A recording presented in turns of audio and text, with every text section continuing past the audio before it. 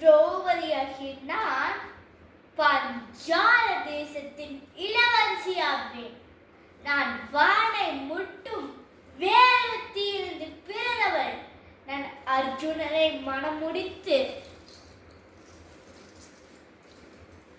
தாய் குந்தி தேவியை தரிசிக்க சென்ற போது எதுவாவது அனைவரும் பகிர்ந்து கொள்ளுங்கள் என்ற வார்த்தையில் துயருற்றேன். அவ்வழியில் வந்த வியாச முனிவர் முப்பிறவின் நலாயினிதான் இப்பிறவின் பாஞ்சாலி ஆவாள்.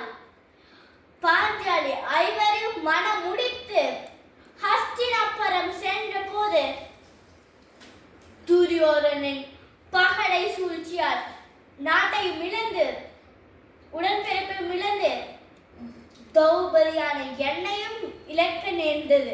துரியோதனன் கட்டளை கிழுங்க துச்சாதனன் என் கூந்தலை பிடித்து சபையில் இழுத்து வந்தான். என் வசித்திரம் பறிக்க கட்டளையிட்டான்.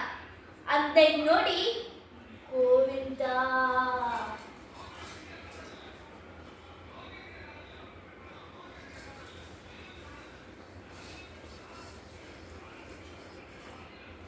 கிருஷ்ணர் எனக்கு துணை நின்றார். இந்த நீதியற்ற சபையில் ஒரு ஸ்திரீயின் மானத்துக்கு பங்கம் விளைவிக்கும் செயல் மன்னிக்க தக்கதல்ல.